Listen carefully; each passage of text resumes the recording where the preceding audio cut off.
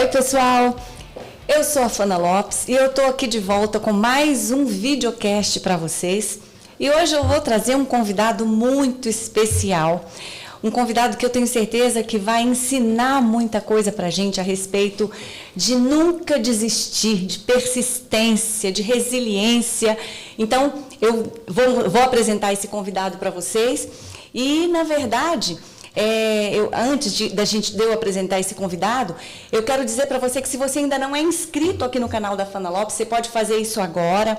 Inscreva-se aí, depois de assistir, deixa aí o seu comentário, deixa aí o seu like e vem com a gente, que agora eu vou te apresentar esse convidado, que é um convidado muito especial e, por um acaso, ele é o meu pai. Nós estamos aqui hoje com o professor Antônio Batista. Ele é professor da língua portuguesa, tem mestrado pela UNB. Então, assim, ele tem muitas experiências para trazer para a gente nessa e em muitas outras áreas. Então, vou te apresentar aqui o meu pai, o Antônio Batista, mais conhecido por Batista. E aí, pai, tudo bem? Tudo bem. Ele está um pouco tímido. Eu queria que você... Bom, eu já conheço o meu pai há mais de 50 anos, né? Mas eu queria que você se apresentasse para as pessoas que estão aqui nos assistindo. Falar quem é você, de onde você veio, quando foi que você nasceu e falar um pouquinho também da sua formação. Fala um pouquinho aí para a gente. A gente não tem muito para falar, não, mas vamos tentar selecionar alguma coisa, né? Eu nasci em Morada Nova de Minas, né, no século passado, 1940, né? E a vida foi assim, um pouco turbulenta de lá para cá, mas a gente chegou até aqui. Graças a Deus. À medida que a gente vai falando aqui, algumas coisas a gente vai esclarecendo, né? Uhum. E eu queria dizer para vocês também que eu achei muito interessante que meu pai, ele acabou de escrever um livro sobre a vida dele. E o livro dele não tem nada publicado ainda, e eu estou só com um rascunho aqui, porque ele ainda vai mandar imprimir direitinho, encadernar, mas se chama Uma Odisseia em Família. E eu achei muito interessante ter tido a oportunidade de ler esse livro, porque nesse livro eu conheci algumas coisas que eu nem sabia, né? E, por exemplo, pai, eu descobri que você foi coroinha da Igreja Católica. Como que foi isso? Como é que você chegou a isso, né? A ser um coroinha? E foi assim, por alguma imposição do seu pai? Ou voluntariamente você quis ser o coroinha para ajudar lá o padre nas atividades dele? Como é que foi? A gente foi assim, muito ligado à Igreja Católica, né? Tinha aquela obrigação da missa todo domingo, e a gente foi aproximando do padre lá e foi chegando devagarinho. Quando a gente viu, já estava lá junto, assim, lá, né? Fazendo alguma coisa, dando uma ajuda para ele lá. E eu vi que você falou que você gostava muito de acompanhar o padre, que o padre estava sempre sendo convidado para um almoço, para uma janta, para um pão de queijo. Então, você aproveitava ali aquele momento, né? O padre era uma pessoa muito importante na cidade, né? A cidade pequena, ele era uma autoridade, né? Então, assim, quando havia uma festa, assim, fora, ele era convidado e também tinha aquelas missas nas redondezas lá, nas fazendas, que ele era sempre convidado para praticar essas missas lá. Ah, sim. E me diz uma coisa, pai. Como é que foi a sua vida escolar, né, para chegar até o primário? Porque, assim, a gente sabe, você conta muita coisa para a gente, e eu, aqui pelo livro também, eu consegui descobrir muitas coisas, mas foi um período muito difícil, porque como a situação financeira era muito difícil naquela época para os seus pais, então eu acho que eles priorizavam até o trabalho dos filhos, né? Então, o estudo, né, a vida escolar ficava sempre em segundo plano. Como é que foi para você conseguir chegar no primário, conseguir cursar esse primário? Para entrar era normal, a gente já tinha aquela idade certa para entrar, eu fui entrar já com um pouco mais avançado, porque devido à data de aniversário, eu tinha que esperar o ano seguinte, né? Então, já entrei já praticamente com defasagem de um ano. Mas deu para fazer o primário, assim, um pouco turbulento, mas deu para fazer. O meu pai era assim, precisava muito da ajuda da gente, né? E a gente, às vezes, tinha que deixar a escola para poder acompanhar as atividades dele. E nisso a gente ficava um pouco prejudicado nos estudos, né? Mas você lembra fazer. Quanto tempo você demorou para cursar o primário? Acho que uns 5 anos. Uns 5 anos. Uns 5 anos. Uhum. E aí depois veio o período ali da adolescência, né? Esse período da infância, que foi um período muito difícil, veio o período da adolescência, e eu vi que eu achei inacreditável. O papai já foi sapateiro, frentista, você já foi sapateiro, frentista, padeiro, já trabalhou com carvoaria, já foi um monte de coisa, né? E aí, eu lendo aqui, eu achei tão interessante, mas eu vi assim, que tinha uma inquietação muito grande, né? A sensação que eu tinha é que você estava assim, atrás de um sonho, né? E que enquanto você não conseguisse alcançar a sua meta, né? Você não sossegaria, né? Que sonho era esse, meu Deus? Você tinha o sonho, era de ganhar muito dinheiro, era de sair dali de onde você morava, era de provar para as pessoas que você também tinha condição de melhorar de vida. Que sonho era esse? Que inquietação era essa? O sonho era basicamente de sobrevivência. Sobrevivência, eu imaginei. Não é brincadeira, não. É muito difícil, a infância é muito difícil, né? A gente foi criado assim num meio assim, humilde, não tinha muito recurso, e a vida não era fácil, não. Então a gente pensava numa maneira, como é que seria para se estabilizar, né? Para ter alguma coisa, né? Para poder sobreviver mesmo, né? Uhum. Não era fácil, não. A gente ficava observando assim, as famílias mais abastadas, que já nasciam já com esses recursos, e ficava pensando numa forma de, pelo menos, aproximar daquilo, né, de ter assim, uma vida razoável. Mas fácil não foi, não. Mas acho que era o normal da cidade mesmo, né? A pobreza predominava mesmo lá, e todo mundo tinha que trabalhar mesmo, o filho tinha que trabalhar, e não tinha essa coisa de ficar passando a mão na cabeça de filho, né? Tinha que mesmo que e a luta? Superar. Tinha que lutar desde quando entendesse por gente, né? Uhum. Desde do primário mesmo, a gente já trabalhava, a gente já ia para o pasto para buscar esterco, para vender, né, para entregar para as pessoas que tinham uma hortinha, né? Então tinha que arranjar algum dinheirinho lá, né? Você trabalhou cuidando de porcos, que eu vi, né? Porque pelo que eu estava vendo e pelo que eu conheço da sua história também, o seu pai tinha essa mesma inquietude, né? Ele também, nesse mesmo afã de sobrevivência, de cuidar dos filhos, né? Ele tentava uma coisa, não dava certo não, ele partia para outra, né? Em busca realmente desse sonho, que era, na verdade, uma mera sobrevivência, né? E eu acho interessante, quando a gente fala de sonho, que tem uma frase que diz assim, que o sonho, ele pode não te levar até onde você quer chegar, mas ele vai produzir em você a força necessária para te tirar do lugar onde você está. E eu acho isso muito interessante. E foi isso que eu vi o tempo todo, né? Essa inquietação ali do meu pai, procurando sempre uma outra forma. Não, aqui não deu certo, vamos tentar outra coisa. E eu vi assim que eu acredito, né, que Deus realmente capacitou, né, agraciou o meu pai com uma dose extraordinária de coragem e de ousadia, né, porque caía, levantava, né, e seguia em frente, né. Então isso eu achei muito interessante. Mas em algum momento dessa caminhada aí, pai, você pensou assim, não quer saber de uma coisa, eu vou desistir disso, não vai dar certo não. Eu vou fazer só o que for necessário aqui mesmo, e vou ficar por aqui, esse negócio de estudo não é para mim, eu acho que eu vou desistir. Em algum momento passou pela sua cabeça entregar os pontos, como é que foi isso para você? Realmente não. A gente fazia uma tentativa, não dava certo, partia para outra, né? Uhum.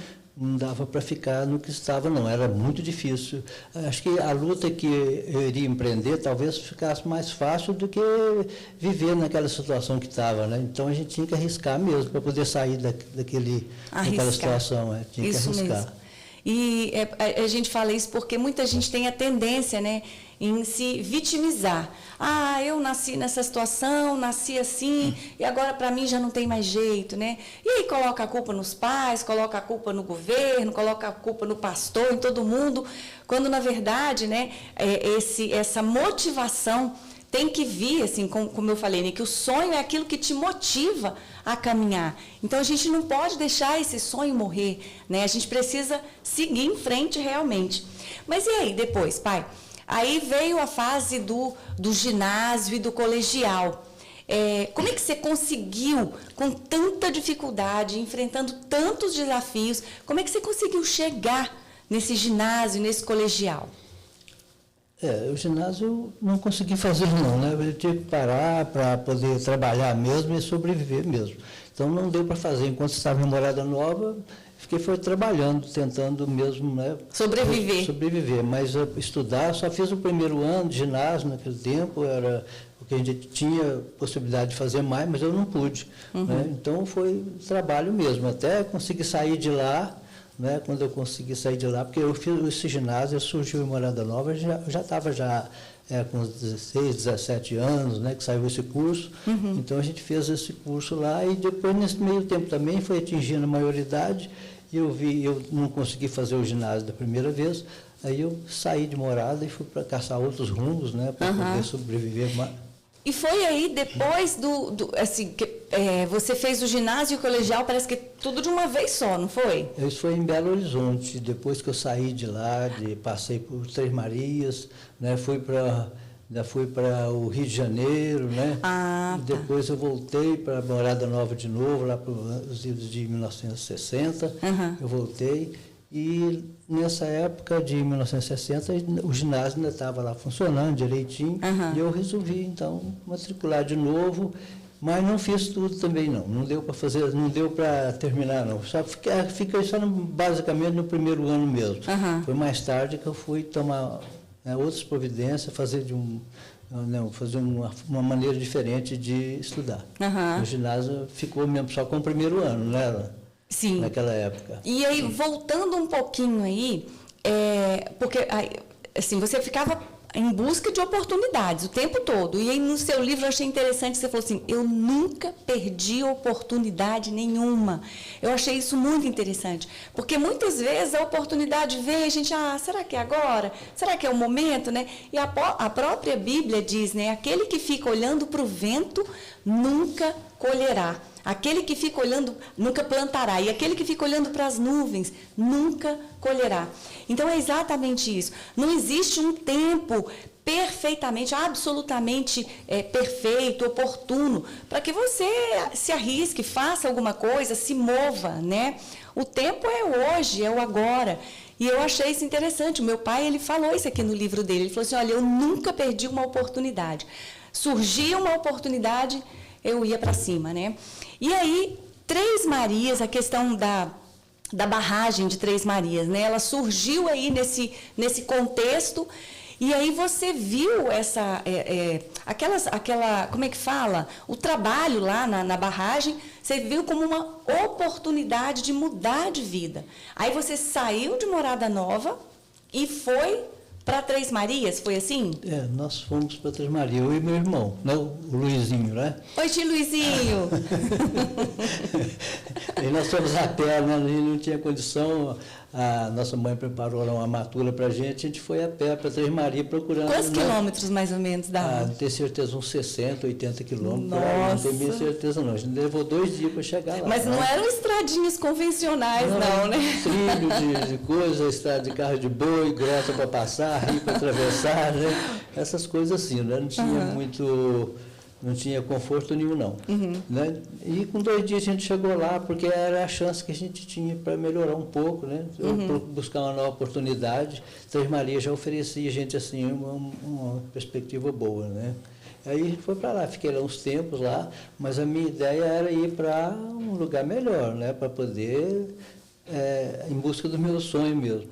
Então, em 1958, eu fiquei em Três Marias e fiquei um pouco de tempo lá, arranjamos um emprego lá, a gente fazia de tudo, até melhorar, a gente vendia pão na rua, essas coisas assim, né? E depois arranjei um trabalho lá, como apontador de turma lá, na obra, e deu para a gente ganhar um dinheirinho, assim, economizar para poder sair mais para frente, né? Então, assim, o foco não era ficar em Três Marias, né? O foco era passar por ali, aproveitar aquela oportunidade, porque estava tendo muita oportunidade de emprego ali na época, né? Por conta da construção da barragem. Exato.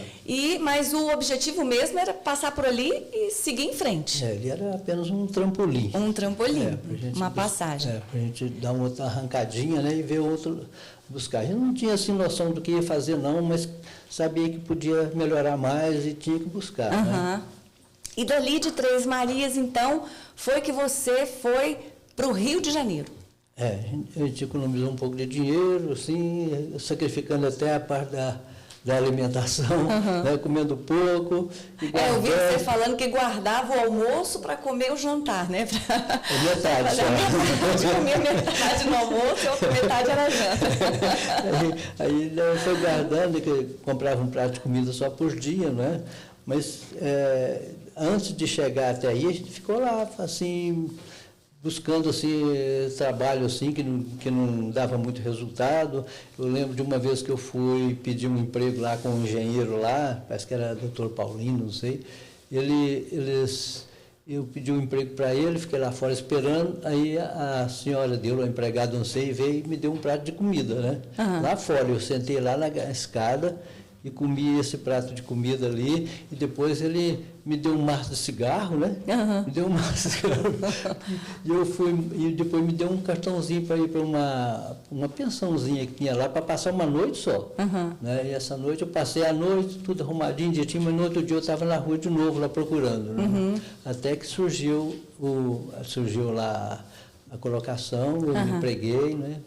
Fiquei mais uns tempos lá, até ter condições de sair. No Rio de Janeiro, você descobriu um novo ofício, né? Porque você trabalhava com ourives. Eu trabalhava com lapidação de joias lá, eu trabalhava na ourivesaria, né? E eu trabalhava com lapidação, as joias. Né? Aprendi um pouquinho daquilo, foi muito bom. E eu achei muito emocionante essa parte da história aqui do Rio de Janeiro, porque eu não sabia disso. Nessa época, o meu pai trabalhou com esse ourives lá, né, na lapidação de joias e tudo. E ele conta, né, pai, que esse senhor, ele te dava uma bolsa cheia de dinheiro, uma sacola de dinheiro para você ir comprar o ouro. E que você pegava esse ouro e voltava com esse ouro dentro do ônibus, no Rio de Janeiro. Como é que foi isso, pai? Ele confiava. Naquele tempo era um tempo assim, romântico mesmo, né? Não tinha essa bandidagem que existe hoje. A gente podia sair pelas ruas, mesmo no Rio de Janeiro, a gente andava pelas madrugadas, naqueles becos, morros, né, que a gente vivia lá, e sem problema nenhum. Os bandidos que a gente encontrava na rua lá eram aqueles boêmios, né? Boêmios com violão, cavaquinho, aquela coisa assim, né? Pandeiro, né? E às vezes eu estava até carregando ouro mesmo na mão lá e junto deles lá, não tinha problema nenhum, né? Não tinha pegava graça, o ouro e parava, não, deixa eu ficar aqui um pouquinho, depois eu vou para casa. Parava num botequinho daqueles lá, bebia alguma coisa com a sacolinha no ombro lá, né, de ouro, né? Gente, isso é incrível mesmo, né? Tá, aí depois que você passou esse período lá no Rio de Janeiro, né, e foi também um período muito desafiador, foi muito difícil, né, porque, assim, como você sempre falava aqui, né, como eu li, meu Deus, o dinheiro ainda era pouco, né, e houve casos em que você nem recebia o salário, né, eu não sei se lá no Rio de Janeiro, acho que não, né, ele pagava direitinho, parece, mas houve casos em que você trabalhava e não recebia o salário. Não, lá com esse ourives lá eu não recebia nada, só comia mesmo. Ah, é? Era só para comer mesmo, né? não tinha salário não. Né? E esperando alguma coisa, né?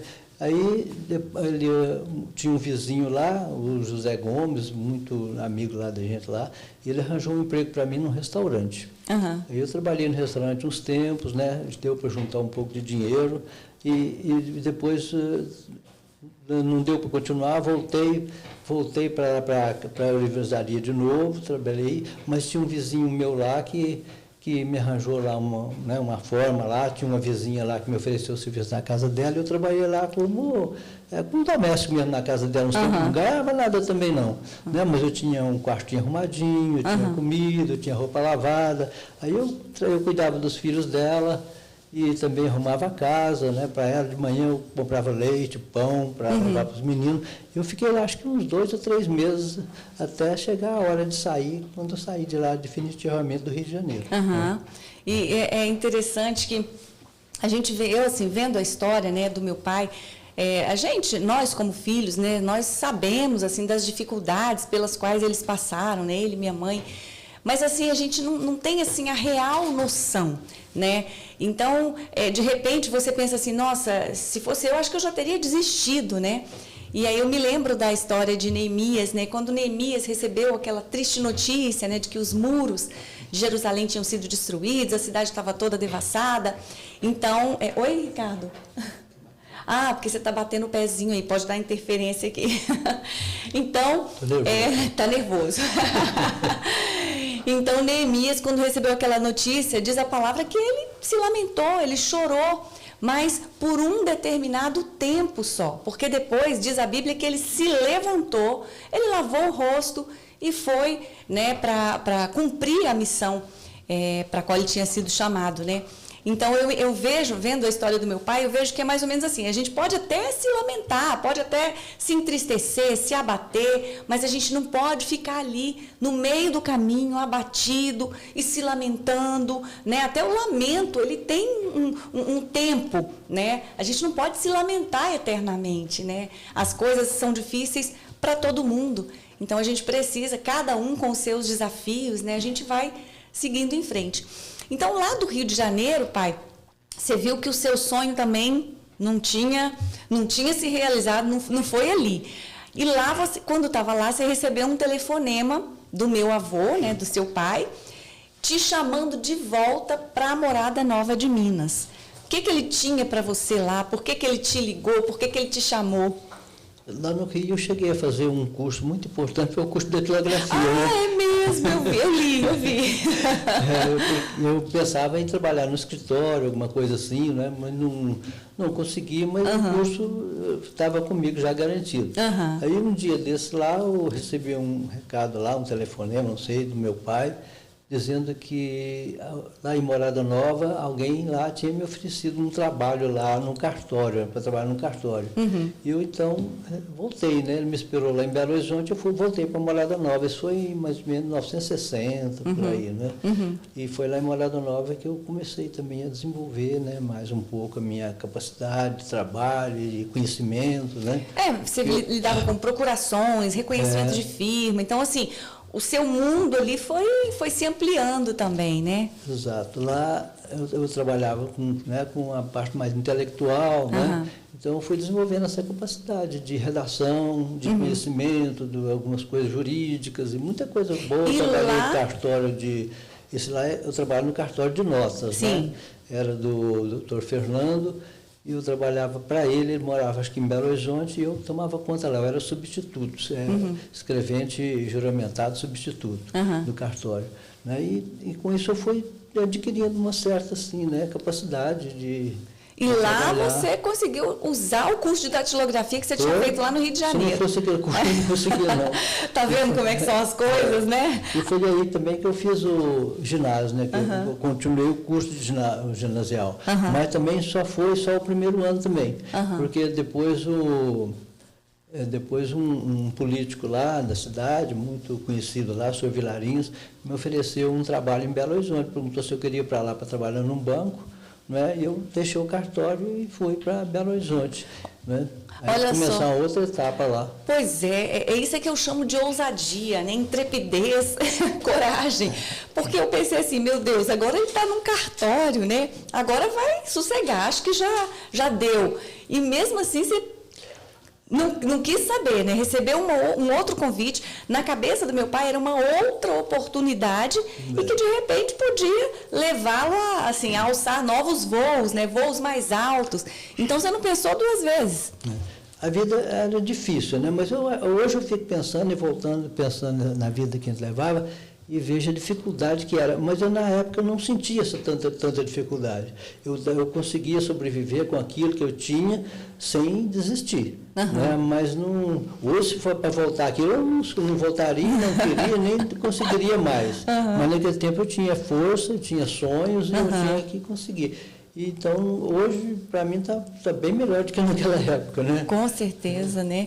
E você falando aí do sonho, né? Da gente tentar, assim, ir em busca desses sonhos, porque realmente é isso que nos motiva, né? A não ficar ali esmorecido, parado. Tem uma frase de Henry Ford que diz assim que o fracasso, o insucesso é só uma oportunidade de você recomeçar, mas agora com mais inteligência, com mais coragem, com mais força, com novas estratégias, né? E isso é muito interessante. Essa frase dele eu acho incrível, porque é exatamente isso. É assim, não deu certo aqui, né? Não é porque não deu certo até aqui que vai continuar dando errado, né? A gente precisa continuar tentando, né? Tem até esse último vídeo meu aqui do canal que eu coloquei, que se chama Ainda Não Acabou. É exatamente sobre isso que eu falo, né?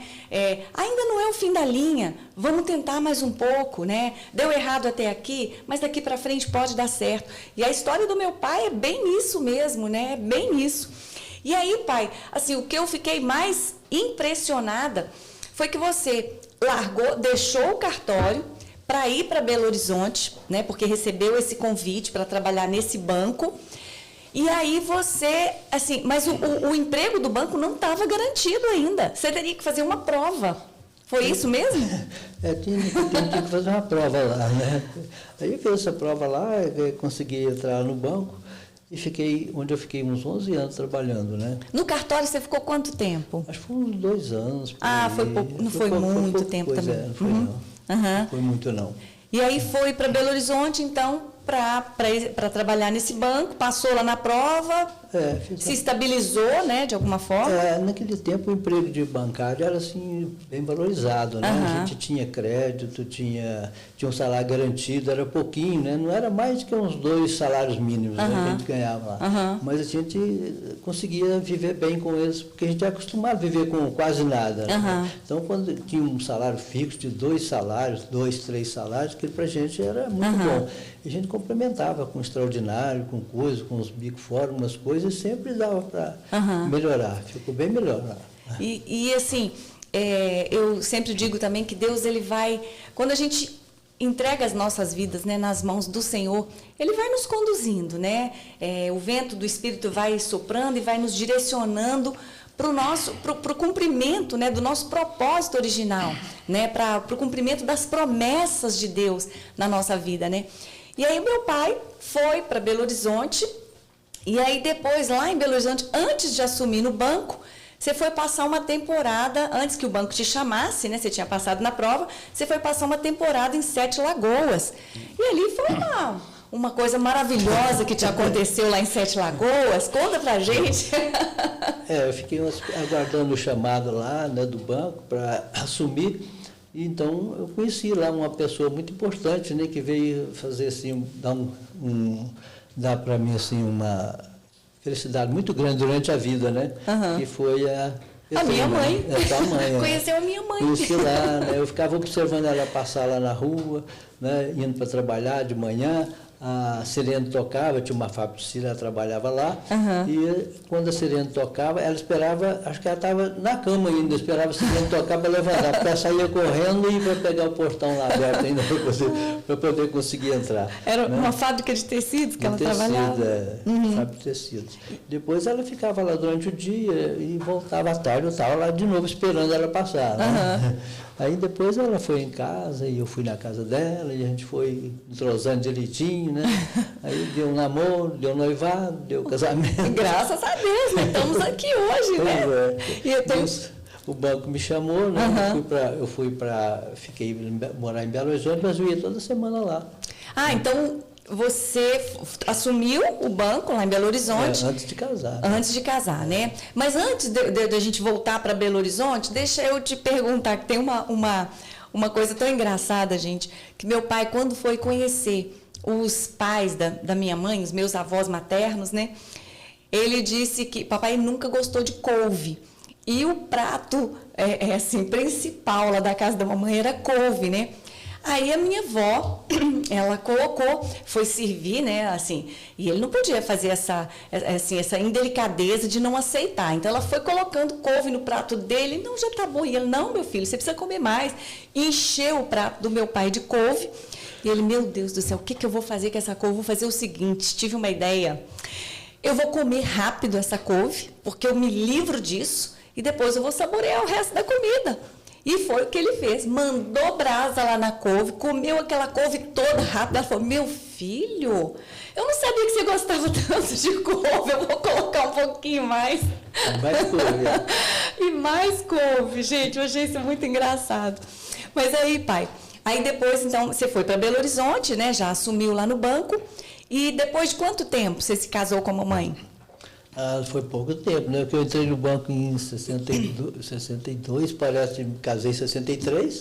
Né? Foi rápido. Foi bem rapidinho, né? Foi bem rápido. Aí ela se mudou também para Belo Horizonte, né? De lá nós ficamos lá. Qual era o bairro mesmo que nós vocês... fomos para o Horto, ficamos lá no Horto uns tempos, né? Depois fomos lá para a Vila Ipiranga, num outro barracãozinho lá, né? Depois fomos para... A gente construiu um barracozinho lá no Arão Reis, fomos para o Arão Reis, moramos lá uns tempos, e foi mudando assim. Depois voltamos lá, fomos lá para a Vila dos Marmiteiros, onde você nasceu. Onde eu nasci, ó. Era uma favela lá que eles chamavam, né? A Vila dos Marmiteiros. A gente fala vila para ficar mais chique, né? A comunidade lá da Gameleira, porque lá... Como é que era o nome do bairro mesmo? Era... Não, o bairro era Vila dos Marmiteiros. É Gameleira. Gameleira. Gameleira, do Coração é Calixto, por ali assim. Né? E lá se chamava de Vila dos Marmiteiros, né? Um lugarzinho muito... favela mesmo, bem favelado. Né? E aí também ficou pouco tempo lá? Acho que ficou um pouco, 2 anos, eu acho. Você nasceu lá, André fez 3 anos lá, já estava lá, né?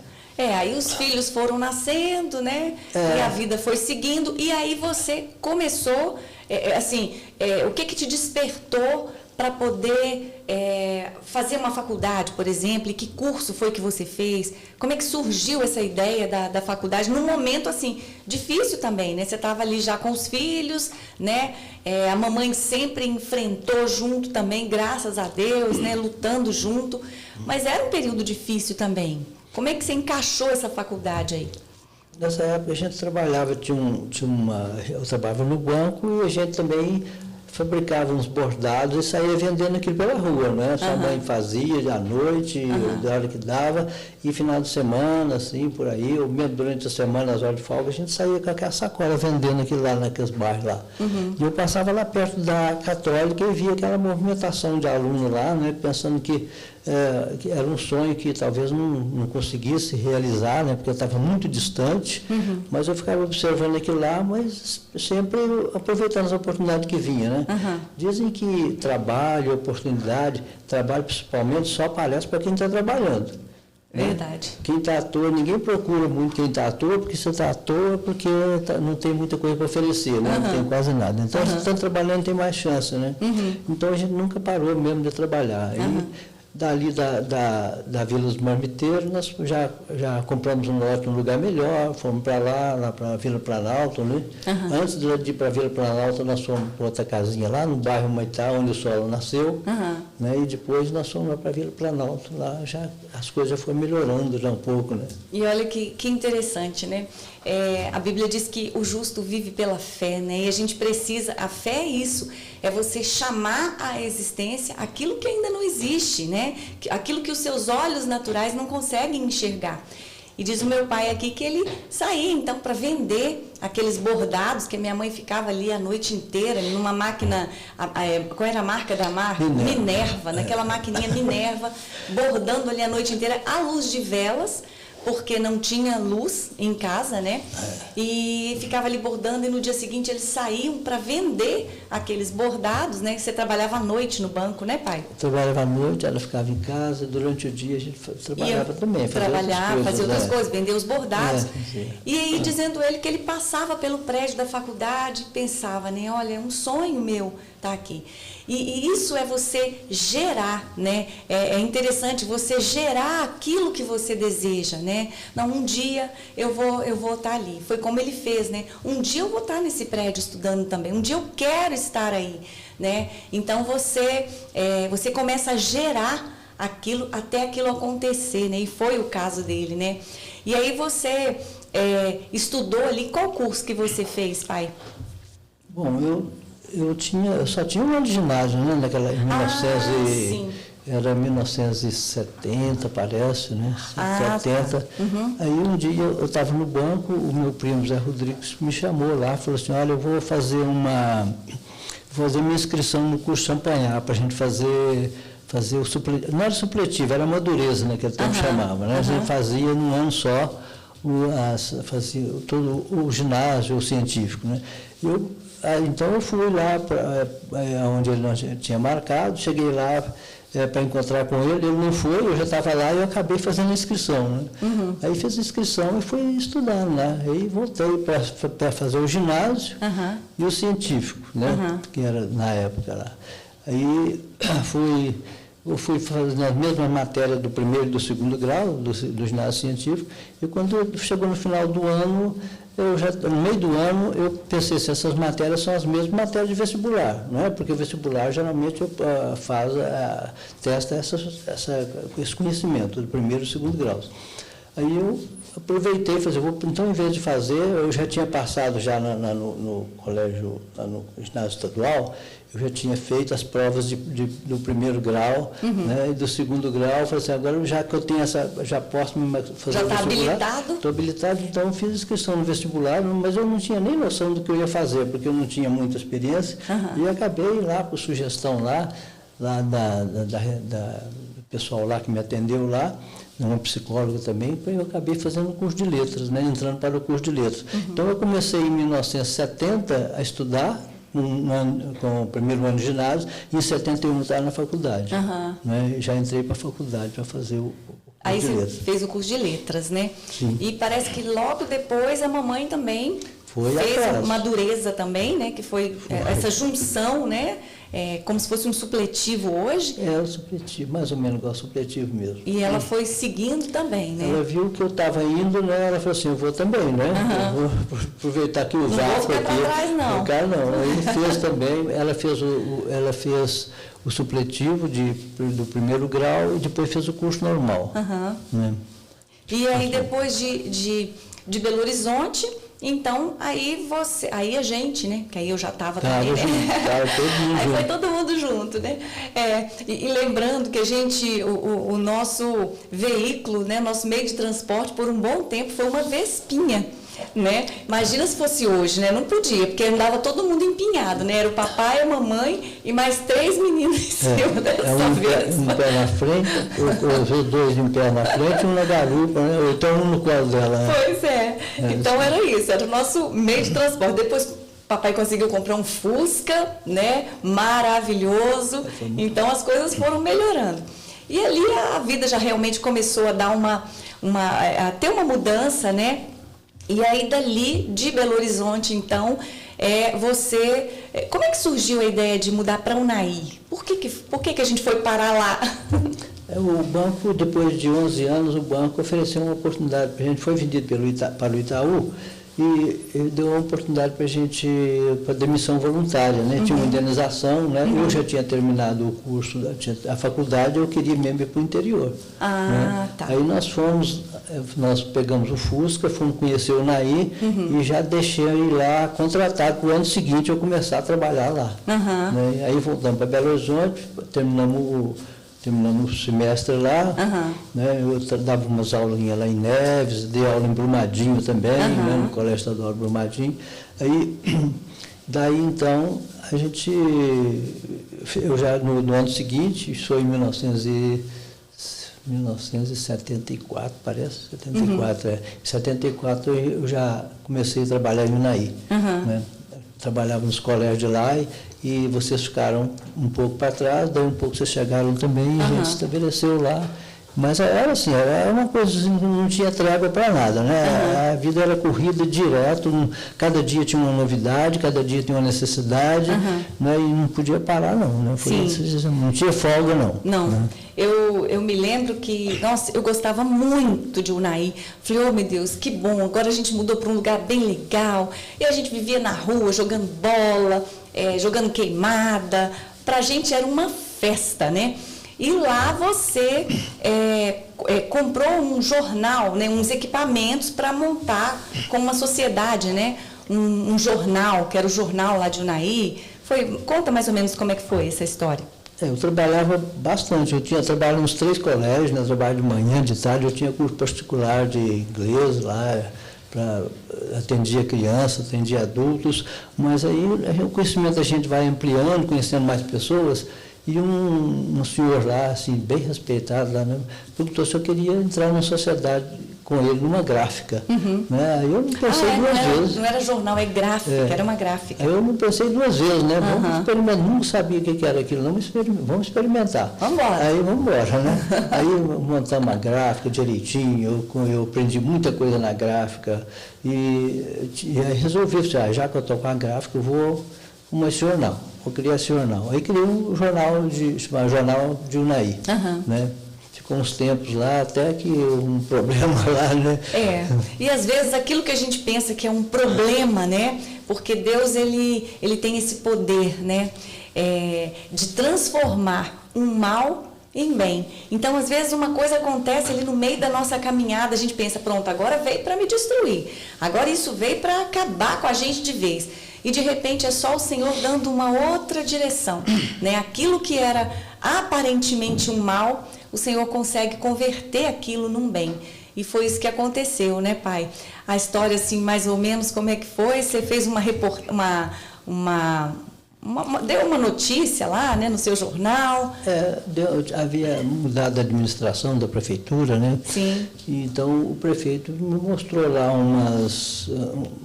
uns registros lá do prefeito anterior, de uma dívida que tinha, e eu acabei colocando aquilo, um pouco de ingenuidade, eu coloquei lá no jornal, né? Sim. Aí quando foi no outro dia que o jornal saiu, apareceram lá umas 5 pessoas lá perguntando quem foi que tinha mandado publicar aquilo. Eu não quis incriminar ninguém, né? Eu assumi. Assumiu a responsabilidade. Falei, fui eu mesmo. Aí foi uma... né? Eu sei que a coisa ficou meio complicada ali, a gente teve que sair de Unai rápido, né? Aí, quando eu vi o problema que estava, eu fiquei meio desgostoso, desiludido com o Unai, né? Aí surgiu a oportunidade de fazer o concurso aqui na Fundação Educacional do Distrito Federal. Eu vim cá, fiz a prova de... A gente ainda ficou para trás, você veio, fez o concurso... fiz o concurso e dei um adeus lá, um Unai, né? O Unai deixou o povo com a politicagem deles lá e vim para cá, né? Aí vim para aqui em 1978, eu vim para cá, né? Eu me lembro que a gente veio para cá em 79. Foi. Né? Que veio a turma toda, né? Aí a gente se mudou para Sobradinho, a gente morou um bom tempo em Sobradinho, estudamos lá, né? E nesse período você já dava aula, aí você já tinha passado no concurso da fundação, você já estava dando aula aqui eu fiquei em Brasília. 6 meses aqui sozinho, né, em Brasília. E vocês ficaram aí, depois vocês vieram. Isso. Vieram, a gente estabeleceu lá, Sobradinho. Isso. E aí depois, aqui em Brasília já, né? Você, assim, como nunca parou de sonhar, né? A inquietação permanecia, né? Meu Deus do céu, aí você resolveu fazer o mestrado, né, lá na UNB, na área de linguística. Como é que foi essa fase aí? Conta para mim. Tinha uma professora lá, uma colega, Maria do Carmo, ela chegou para mim e falou assim, olha, abriu inscrição lá na UNB para fazer mestrado. E eu falei assim, eu não sabia nem o que era mestrado, né? Foi muito difícil. Ela falou assim, olha, eu vou fazer, saiu literatura e saiu linguística. A literatura tem 10 vagas e linguística tem 5 vagas. E eu vou fazer literatura, você quer fazer literatura, quer fazer linguística? Não quero fazer nada, não. Não queria, até quero, mas não tinha gosto. Não, você vai lá, vou dar seu nome lá. E deu meu nome lá, né? E eu fui no outro dia lá para ver, e acabei pegando material, pegando orientação das coisas lá. Peguei e levei aquele material para casa, assim, eu vou tentar fazer, né, isso aí também, né? Aí, para não perder a oportunidade, Nunca pode perder a oportunidade. Não pode perder, não. Aí resolvi fazer o mestrado e das 5 vagas eu consegui pegar uma das vagas, lá tinha lá, né? Não, eu acompanhei no dia da apresentação da tese, né, da dissertação. Então foi assim, aí você pensa assim, pronto, agora ele já terminou, né? Mas ainda tem planos para Harvard? Não, agora na capacidade não dá mais para. Já foi o limite já, né? Mas a gente podia fazer outras coisas, né? Aí a gente fui para lá e consegui com muita dificuldade fazer esse curso, porque sem muita experiência, sem muito conhecimento. E tinha algum apoio da Fundação Educacional? Você tinha, né? Tinha, eu fiquei 3 anos sem trabalhar, né? Tá. Fiquei de licença. Só por conta do mestrado? Então eu fiquei 2 anos em aula, 2 anos de aula, e o terceiro ano a gente ficava para as fazendas coletando material linguístico para poder fazer a dissertação. Né? E aí, em 1983, né, que eu terminei lá. Né? E aí, assim, quando você fez o mestrado, você viu que isso podia te dar uma outra projeção, né? Mas o que aconteceu? Lá eu voltei para a Fundação não deu muito assim, importância a isso não. Mas eu fui esperando, uma hora surgiu, né? Surgiu uma oportunidade. Mas quando eu estava, antes de terminar o mestrado, o professor lá, que era também meu colega lá da Sobradinho, e ele era professor também lá da UNB e do CEUB, ele falou assim, olha, eu estou saindo do CEUB, você quer ocupar minha vaga lá? Né? Quero. Não esperei nem acabar de falar, né? Aí fiquei 23 anos lá, dando aula de linguística lá no CEUB. Né? E foi assim, né? Mas mesmo durante esse curso, a gente ficou fazendo outras coisas também, trabalhando no CEUB e trabalhando na Fundação Educacional, que eu já era empregado lá. E também lá na Fundação, depois, surgiu uma oportunidade lá de um projeto que tinha lá, aí eles me convidaram para trabalhar nesse projeto. Era o projeto das revistinhas em quadrinho? Não, aquilo foi coisa particular minha, que eu fiz, né, que eu fiz dentro da área lá. Era um projeto de aperfeiçoamento de professores. Então a gente tinha os cursos que a gente dava para professores, e eles escalavam a gente. Hoje você vai para esse semestre você vai para o Sobradinho, esse semestre você vai para o Gama, ou esse semestre você vai ficar aqui no Plano. Então às vezes a gente tinha 2, 3 turmas por semestre, né, de alunos. Né? Então eu trabalhava com os professores de séries iniciais. Né? E nesse trabalho com os professores de séries iniciais, eu aprendi muito também, porque eu aproveitei a vivência deles lá em sala de aula, e com isso eu fui aprimorando alguma coisa para desenvolver o trabalho deles com os alunos. Então eu tenho alguns trabalhos nesse sentido, assim, para orientação para eles, para trabalhar. Dentro assim, dentro da formação linguística, né? Dentro da linguística. E não deu muito assim, resultados. Os alunos, os professores, até que eles gostavam muito, deu um feedback muito bom. Mas o sistema não permitia muito avançar muito nas coisas, não, por causa da política. Não? Uma vez eu fui convidado lá pela Fundação para coordenar as turmas de séries iniciais, os professores do Distrito Federal. Aí eu fiz o projeto direitinho, o que eu pretendia fazer, passei para eles, me chamaram para trabalhar lá. Mas eu fiquei 3 meses lá, não consegui fazer nenhuma reunião com professores, era só com políticos, sabe? Porque disse que não dava ganho política, minhas ideias, não podia não, que eu tinha que trabalhar no sentido do partido, né, que estava dominando na época, o partido tinha que levar vantagem em tudo, né? Sim. E não a pedagogia não tinha valor, a escola não tinha valor. Valor só mesmo para eles mesmo, para poder se projetar. Aí eu tive o projeto... Não, aí eu desisti daquilo lá, nem recebi, desanimei. Vou partir para outra coisa, que não dava. Não, e aí, qual foi a outra coisa? Aí eu parti outra coisa. Aí eu falei assim, arranjar aqui uma empresa para ajudar os advogados. A Petrina é advogada, né? Aí nós montamos uma assessoria jurídica, né? E que ainda tem até hoje ainda, né? Desde aquela época de 96, era no 1996. A TJ, né? A TJ está lá funcionando até hoje, né? E a gente tem lá os funcionários que cuidam lá, né? Então está lá até hoje, nós não paramos não, né? É isso mesmo. Mas aí, paralelamente a essa assessoria técnico-jurídica, né? Você falou assim, bom, agora eu vou ver um outro ramo aqui. Você partiu para o ramo rural, né? Para o segmento rural. Já estava tudo mais ou menos equilibrado, eu vou para a roça agora. Aí eu vi aquelas ideias malucas. Você saiu da roça, voltei agora voltar para as raízes lá. Né? Aí eu criei minhoca, eu plantei pimenta, eu fiz tempero, eu carregava aquilo, levava aquilo para as escolas, eu vendia aquilo lá na Ceasa, né? E nas escolas também estava trabalhando, era fácil de colocar, né? É para não ficar ocioso, né? Fiz um bocado dessas coisas assim lá.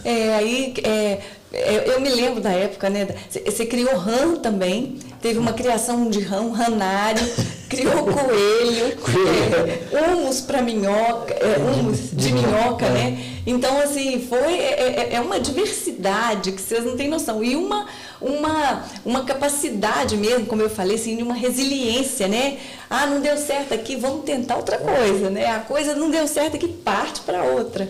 Nem tudo dá certo, né? Mas alguma coisa sempre fica, né? De tudo isso, né? É verdade. Então a gente tinha, pelo menos estava assim, ativo. Sim. Né? Essa atividade não deixava ele esmorecer e a gente dormia pensando no que ia fazer amanhã, né? Não tinha jeito de ficar ocioso, não.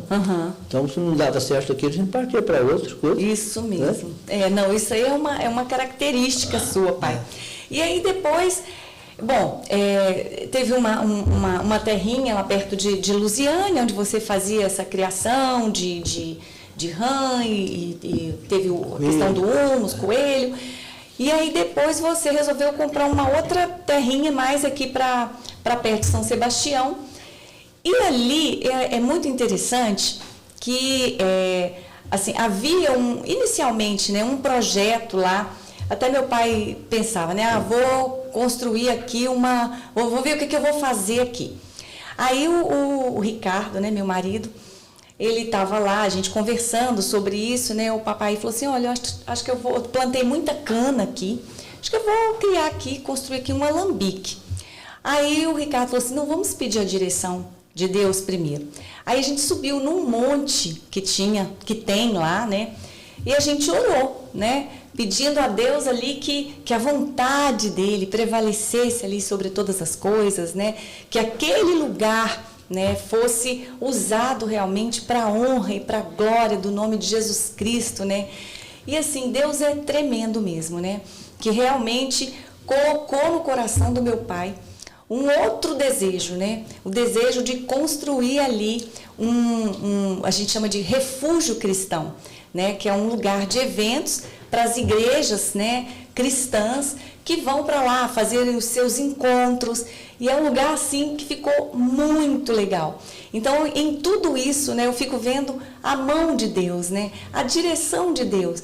A Bíblia diz assim, o homem pode até fazer planos, né, o coração do homem faz muitos planos, mas a resposta certa, ela vem sempre da boca de Deus, né? E foi o caso, né? Inicialmente um plano completamente diferente e o Senhor veio e deu a direção certa, né? E hoje, né, pai? Quantas igrejas vão se reunir ali, passam um final de semana, às vezes a gente está ali mexendo numa planta, fazendo alguma coisa e ouvindo assim louvores o dia inteiro, porque as igrejas ficam reunidas e louvam e oram. Então assim, é um lugar tremendo mesmo. Depois a gente vai colocar as fotos aqui para vocês darem uma olhadinha. E assim, é um projeto, né, pai, que inicialmente também foi tão trabalhoso, tudo é muito trabalhoso, demanda tempo, demanda muito dinheiro, né? Mas que hoje você consegue ver, assim, os frutos, né? Quantas e quantas e quantos milhares de vidas, né? O Senhor alcança ali naquele lugar, por meio desse trabalho, né? Que o meu pai começou até assim, despretensiosamente, sem saber muito bem como que seria, né? e o Senhor realmente deu essa direção, né? Quer falar um pouquinho lá do refúgio, pai? O refúgio foi criado assim realmente por incentivo mesmo do Ricardo. Né? Ele falou assim, olha, aqui nós vamos fazer uma coisa aqui que vai dominar aqui no Distrito Federal, vai vir muita gente, e realmente, né, tem muita procura, assim, né, lá no refúgio. E foi muito bom mesmo, deu muito trabalho. Eu tive a oportunidade também de aplicar algum conhecimento ou sei, aquela intuição minha de construção, né? Então eu fiz uma obra lá bem grande, né? Assim, um espaço muito grande, muita coisa que eu fiz lá. E aquilo foi assim mais por ideia minha e também por iluminação divina, né? Que eu fui fazendo, porque hoje acho que eu nem tinha coragem mais de fazer aquilo lá não, porque a gente já vê hoje quanta obra tem lá, quantos galpões tem lá, quantas casas, né? E ver lá que não foi muito fácil, mas na época para mim estava normal, estava fazendo, né? E assim, depois se você tiver oportunidade, entra no site, né, Ricardo? O Ricardo vai deixar pra gente aqui, é o Refúgio Cristão. Dá uma olhadinha lá, é um lugar realmente muito lindo, é um lugar abençoado por Deus, né? Bom, e aí, assim, a caminhada chegou até aqui, mas a cabeça nunca para, né, pai? Não pode parar, não. Eu estou aqui pensando, eu estou aqui esperando acabar aqui para me cuidar de outras coisas. Né? Meu Deus do céu! Ele disse que está doido para a entrevista acabar porque ele já tem que cuidar de mais outras coisas. Eu tenho que pegar uma moto ali, dar uma andada aí. Eu já ia me esquecendo desse detalhe, que não é um mero detalhe, né? Papai andava muito com a Vespinha, né, lá em Belo Horizonte. E esse sonho não morreu, né? Ele e o Ricardo atualmente são parceiros aí, motociclistas, né? E amam moto. E o papai, você tá com 82, né, pai? 82 anos. E esse rapaz, gente, vocês não têm noção, não. Ele pega essa moto junto com a minha mãe. E eles fazem viagens assim, né? Quando a gente não pode acompanhá-los, né, nas viagens, para poder dar uma assistência, um suporte ali, a gente fica em oração em casa, né? Joelho no chão, porque, meu Deus do céu, o coração fica apertado. Mas, é uma coisa que é um hobby, né? Porque dentro de tanta dificuldade, no meio de tanta dificuldade, de tanto desafio, a cabeça sempre, né, ocupada com tanta coisa, tem que ter um momento assim do lazer, né, da diversão. E isso é uma coisa que realmente você gosta muito, né, pai? Gosto, mas me ajuda a viver um pouco mais. Pois é, e agora trocou de moto e já está aí se programando para uma nova viagem. Eu já estou aqui assim, ai meu Deus, né? Já vou começar a orar. Mas é isso. Eu queria agradecer. Meu Deus, antes de agradecer, estou esquecendo de novo. Eu trouxe aqui, porque todo convidado meu aqui no canal recebe uma lembrancinha, um presentinho, né? E eu trouxe esse aqui para o meu pai, do C.S. Lewis, um experimento em crítica literária. Então, eu acho assim que vai ser uma leitura bem proveitosa, né? Quando ele tiver um tempo, porque não para de fazer coisas, né? Então, quando ele tiver um tempinho, ele vai dar uma lidinha nesse livro, que eu achei que deve ser muito interessante. Eu li aqui sobre o livro e achei que vai ser muito legal para ele. Então, pai, um presentinho para você. Quando você puder, quando você tiver uma folguinha aí, você vai dar uma lidinha. Muito legal. E eu quero dizer que para mim foi uma honra, está sendo uma honra muito grande, uma alegria muito grande estar aqui com meu pai, né? Porque muitas vezes a gente deixa para fazer homenagens e para falar, oh meu Deus, como aquela pessoa era boa, como aquela pessoa foi bacana, só depois que a pessoa já se foi. Então eu acho que a gente precisa honrar os nossos pais, né? Aqueles que andam conosco ali, enquanto eles estão perto, né? Tem uma música que eu acho muito interessante que ela diz assim: segura teu filho no colo, sorria e abrace seus pais enquanto estão aqui.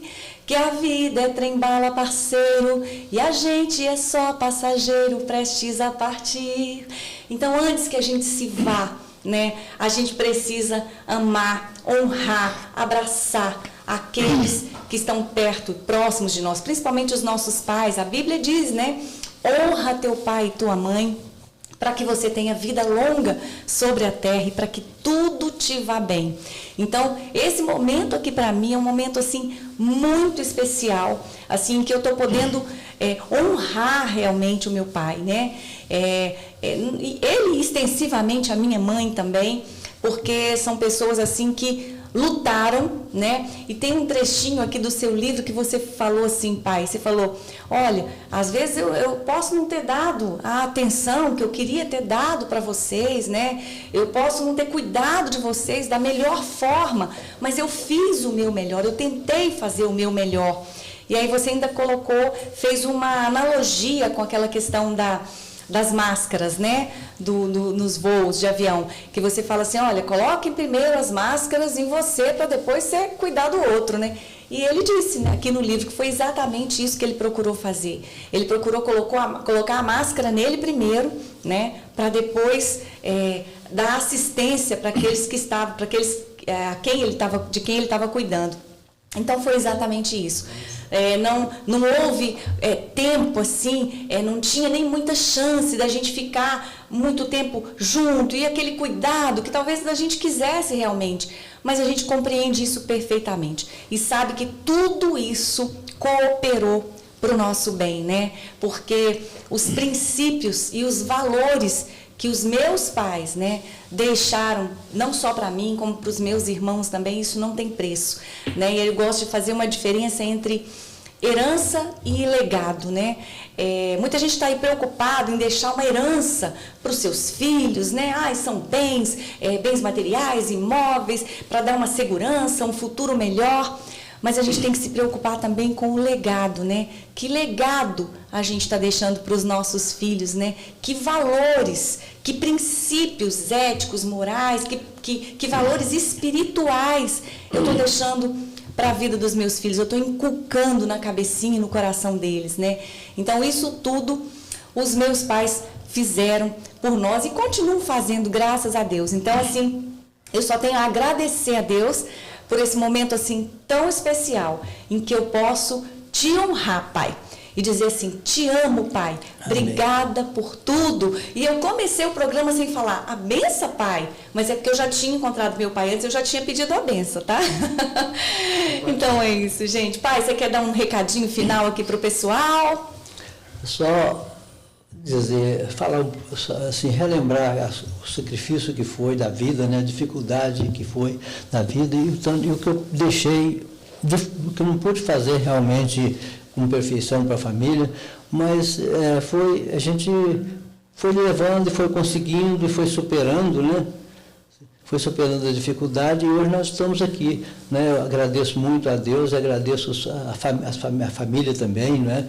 Os filhos, porque todos eles estão sim bem, já estão bem sim, situados, né, com problemas resolvidos, né, e estão todos aí, né, chegando aqui, todo mundo resolvendo seus problemas e todo mundo assim feliz, né? Graças a Deus. E por falar em felicidade, eu quero reforçar que o dia mais feliz da minha vida é hoje. Olha só, é isso mesmo.